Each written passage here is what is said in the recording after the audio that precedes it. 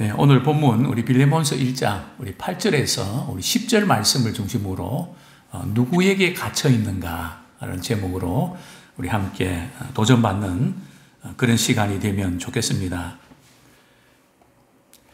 하버드 우리 정신의학 가이드의 편집자인 우리 아멘드 니콜라스 2세는 오늘날 우울증이 폭발적으로 증가하고 있다는 것을 이렇게 강조를 합니다. 한 20년 전에 이제 그 미국인들 그 데이터인데요. 1,100만 명의 미국인들이 우울증을 앓고 있고 그 중에 25만 명이 자살을 했다고 합니다. 그래서 도대체 이게 이유가 뭔가? 외적인 위협도 없고, 그죠? 풍요롭게 살아가는데 왜 이런 일이 일어날까? 이렇게 참 어떻게 설명해야 될까? 이렇게 이야기하고 있는데요. 이 니콜라 교수는 이것은 소망의 위기라고 주장합니다. 그죠? 소망이 없으니까. 11시 이제 저녁길이 끝나고 11시에 제가 이제 집으로 요즘 보통 걸어 다니니까요. 보면 여기 호프집이나 우리 젊은이들이 말이죠. 거의 뭐 90% 젊은이들인데 그들이 이제 맥주를 마시면서 뭐 이렇게 남녀 또는 뭐 여자분들이 요즘 많더라고요. 여자 청년들이 뭐 이렇게 이야기하는데 그 이야기를 이렇게 무슨 이야기인지는 모르겠지만 그저 하소연하는 것 같은 자기 마음에 있는 것을 누군가 이야기하고 싶은 뭐 그렇게 이제 푸는 거겠죠. 그죠? 어쨌든 이 시대는 소망의 위기임에 분명한데 그러면서 우리의 문화는 영적인 뿌리가 뽑혀버린 것 같다. 삶의 목적과 의미, 그것이 상실됐기 때문에 이런 현상이 나타난다. 경건의 모양조차도 이렇게 사라져버린 너무 세속화된 사회 속에서 믿는 그리스도인조차도 그렇게 닮아가기 때문에 이런 일이 생긴다. 우리가 소망을 가질 이유를 갖는데 실패했다. 아무런 소망이 없다는 거죠. 그 결과 우리는 지금 문화적 위기에 빠져 있으며 절망의 시대라고 불리는 시대 속에 살고 있다. 소망의 위기가 결국은 절망의 위기로 이렇게 가고 있는데요. 저는 이렇게 도전을 드리고 싶습니다. 당신은 누구에게 갇혀 있습니까? 많은 사람들이 갇혀서 삽니다. 어떤 사람은 자신에게 갇혀 살고요. 자기 주장, 자기 고집, 자기 스타일. 또 어떤 사람들은 과거에 받았던 상처, 그죠? 슬픔. 그것이 너무 오랫동안 말이죠. 뭐 생각 안 하려고 이렇게 해도 그런 것들이 자꾸 생각이 난단 말이죠. 또 어떤 분들은 사람, 그죠? 자식에게 갇혀서 어둡게 살아가는 부모들도 많이 있습니다. 또 남편에게, 또는 아내에게, 그죠? 또 가까운 사람에게, 사람에게 갇혀 살거나 아니면은 물질, 다 그냥 돈 문제 때문에 걱정하고 염려하고 거기에 매여 살아가는 사람, 또 명예를 위해서, 또 쾌락을 위해서 뭔가 이렇게 갇혀 살아가는데 어느 날 이제 꽤 오래 전입니다. 이제 TV를 이렇게 보는데 뭐 한 30년도 더 됐겠네요. 이제 그 TV 뭐 드라마인 것 같은데요. 감옥에 이제 면회하는 장면이 이렇게 들어왔습니다. 그죠? 뭐 여기는 지금 창살이 없는데 이전에 이제 그 화면에 창살이 있었거든요. 이제 아들이 감옥에 갇혀서 부모가 이제 면회를 하는데, 그죠? 이제 우리 성경이가 말이죠. 아빠, 반대로 말이죠. 왜 아버지가 감옥에 갇혀 있고 아들이 면회를 가는 거야? 어린 아이의 눈에는 감옥이 저쪽이 감옥이고 이쪽이 면회하는 곳으로 생각했던 거죠. 그 말하는 순간 저는 우리는 두 개의 감옥에서 살아가고 있다. 그죠? 이쪽에서 저쪽을 보면 저쪽이 감옥이고 또 감옥에서 우리를 보면 참 힘들게 살아간다. 나는 뭐 그냥 감옥에 갇혀서 밥 세 끼 꼬박꼬박 주지. 하고 싶은 거 다 하지. 어떻게 느낀가에 따라서 달라질 수가 있다는 거죠. 자, 그런데 바울은 말이죠. 빌레몬에게 뭐라고 이야기했을까요? 바울 자신은 나는 누구에게 갇혀 있다고 했을까요? 우리 첫째 좀 이렇게 서론 시간에 좀 말씀드린 적이 있는데 바울은 빌레몬서기 한 장짜리에 말이죠. 한 장에서 5번이나 이런 표현을 계속 강조하고 있는데요. 자, 먼저 1절 우리 같이 한번 읽겠습니다. 시작. 그리스도 예수를 위하여 갇힌 자 된 바울과 및 형제 디모데는 우리의 사랑을 받는 자요 동력자인 빌레몬과 여기 보면 그리스도 예수를 위하여 갇힌 자 된 바울. 그죠? 그리고 9절 우리 같이 읽겠습니다. 시작. 도리어 사랑으로서 간구하노라. 나이가 많은 나 바울은 지금 또 예수 그리스도를 위하여 갇힌 자 되어. 그죠? 나이가 많은 바울. 그죠? 나이가 많으면 지나온 삶이 스토리가 많기 때문에 어떤 것인가 갇히기 쉽습니다. 스토리가 많잖아요. 사건도 많잖아요. 근데 바울은 나이가 많지만 어디에 갇혔다고요?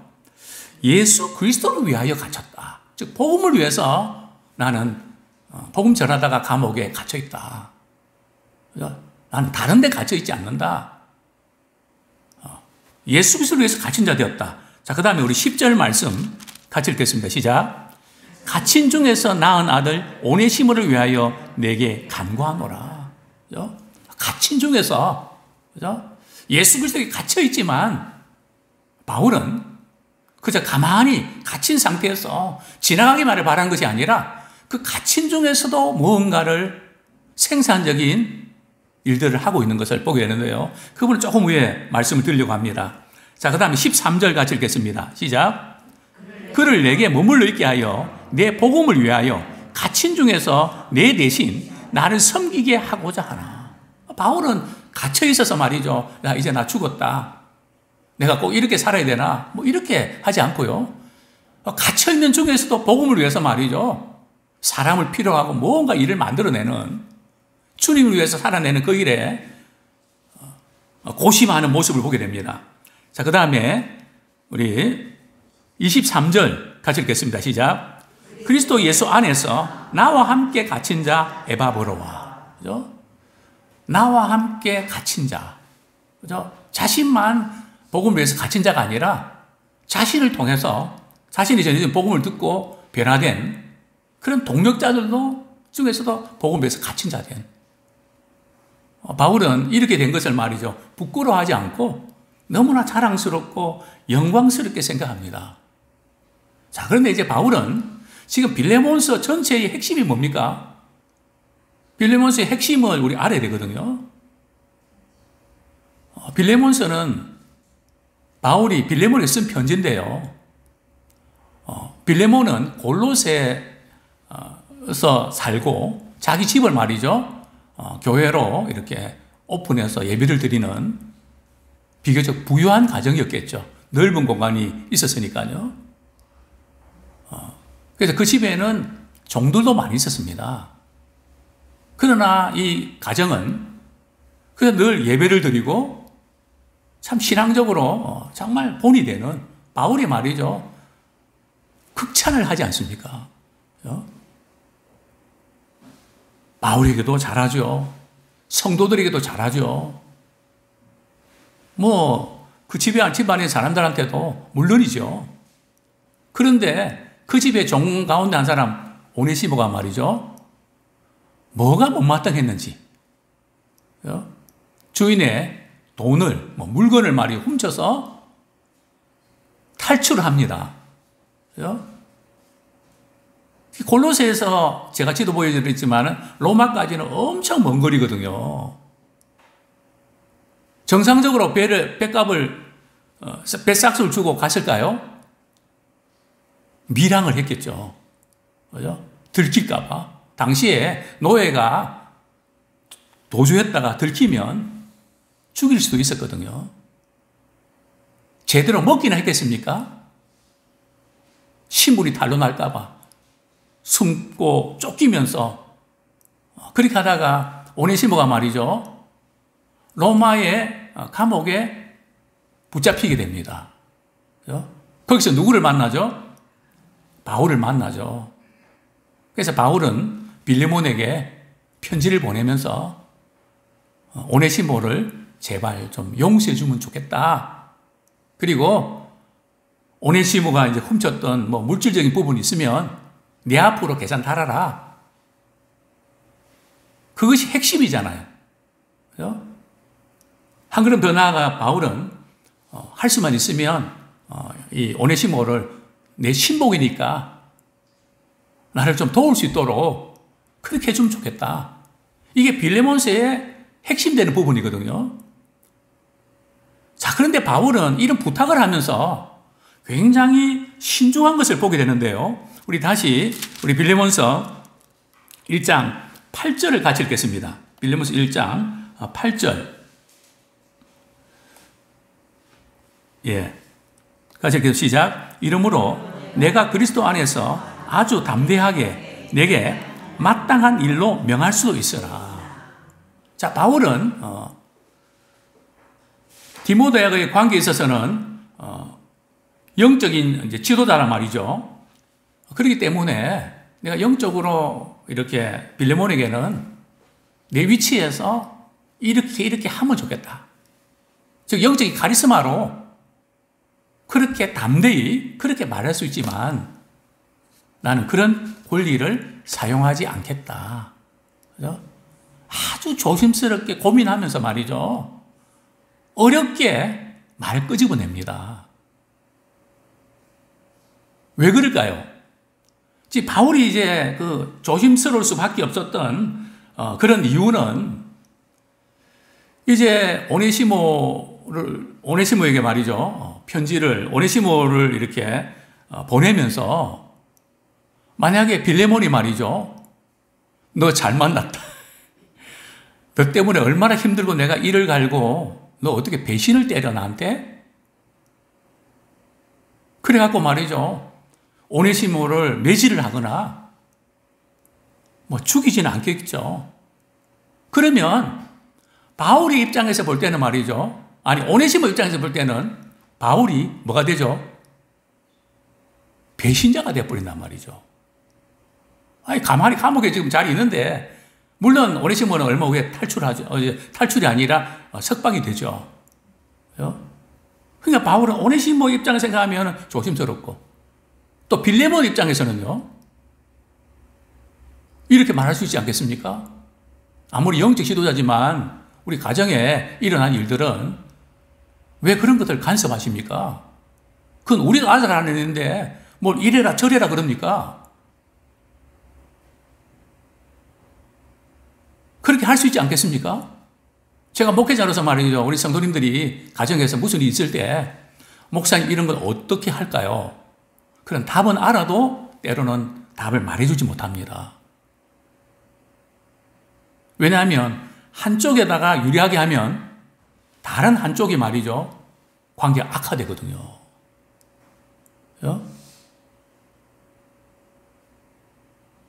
구체적으로 말씀드리면 안 될 것 같아서 지금 대충 이렇게 이야기를 합니다. 답은 알지만 답을 해줄 수 없는 뭐 책임 회피가 아니라 말이죠. 가정의 불화만 조성시키는 그런 경우도 있거든요. 지금 이 빌레몬과 지금 바울의 관계도 그렇잖아요. 배신 때리고 도망친 노예인데 죽여도 상관없는데, 뭐 바울이 말이죠. 아무리 뭐 예수님 만나서 변화됐다고 하지만 뭐 용서해 줘라, 뭐 이렇게 내 신복을 삼겠다. 그 받아들이기 쉬웠을까요? 그러면 바울은 빌레몬과의 그렇게 좋았던 관계도 깨지잖아요. 그죠? 그래서 바울은 이런 문제에 있어서 영적인 문제와 이런 사랑 관계에 있어서 생긴 문제들을 아주 신중하게 지혜롭게 풀어가고 있음을 우리가 보게 됩니다. 자, 이제 바울은 말이죠. 갇힌 중에서 자, 우리 9절 보면 9절 한번 같이 읽겠습니다. 9절 10절 시작. 도리어 사랑으로서 간구하노라. 나이가 많은 나 바울은 지금 또 예수 그리스도를 위하여 갇힌 자 되어 갇힌 중에서 낳은 아들 오네시모를 위하여 내게 간구하노라. 여기서 사랑으로서 간구하노라. 이것은 누가 사랑을 가지고 간구하는가? 이제 빌레몬입니까? 바울입니까? 얼핏 보면 바울처럼 보입니다. 바울이 빌레몬을 사랑하는 마음을 담아서 이렇게 부탁하는 그런 의미로 우리가 해석을 충분히 할 수 있는데요. 저는 이제 문맥을 볼 때는 빌레몬이 성도를 사랑하는, 그죠? 그 빌레몬의 그 사랑에 호소하는 겁니다. 그죠? 앞에서 쭉 다뤘던 그런 부분들 그렇게 볼 수도 있습니다. 자, 이제 바울은 말이죠. 지금 예수 그리스도를 갇힌 자 됐잖아요. 즉 로마 감옥에 복음 전하다 갇히게 됐거든요. 바울 입장에서는 이제 갇힌 자 됐는데 빨리 이 감옥에서 나가기만을 기다렸을까요? 그렇지 않습니다. 우리 10절에 보면 갇힌 자 중에서 낳은 아들, 여기 갇힌 자 중에서 낳은 아들이 뭘까요? 로마 감옥에서, 그죠? 오네시모에게 복음 전해서 그가 이제 믿음 안에서 잘 이렇게 성장하는 그것을 해산의 고통으로 표현합니다. 그죠? 우리가 한 사람 이렇게 전도대장들 만나서 교회로 오기까지도 힘들지만 그 한 사람이 신앙으로 자라기까지 마치 아이들을 키우는 것처럼 말이죠. 해산의 고통도 있지만 그 양육의 고통이 얼마나 큽니까? 좀 믿음이 생길만 하면 또 돌아가는 것 같고, 그죠? 하나님을 가까이 하기보다는 멀리할 이유를 찾고 있는. 자, 그런데 지금 오네시모는 말이죠. 참 이 바울을 만나서 복음 안에 변화되는데 어디서 만났다고요? 감옥에서요. 바로 요 대목입니다. 하나님께서는 우리로 하여금 그분의 사랑을 느끼게 하려고 주님 부르실 때에 좀 잘 풀리고 잘 나가고 상황이 좋을 때 그때 기회를 주시는 걸까요? 그런 경우들은 극히 드뭅니다. 근데 많은 사람들은 내가 지금 몸이 아프고 내가 지금 힘든 일이 있고 골치 아픈 일이 생기면 뭐라고 이야기합니까? 우리는 믿음의 사람들 아니까, 그죠? 야, 이럴 때에 주님께 돌아와야 돼. 주님 만나야 돼. 그렇게 이야기하죠. 그러나 안 믿는 사람들 그걸 어떻게 받아들이죠? 좀 나아지면 갈게요. 나아지면 갈까요? 그게 너무 안타까운 거죠. 주님의 방법은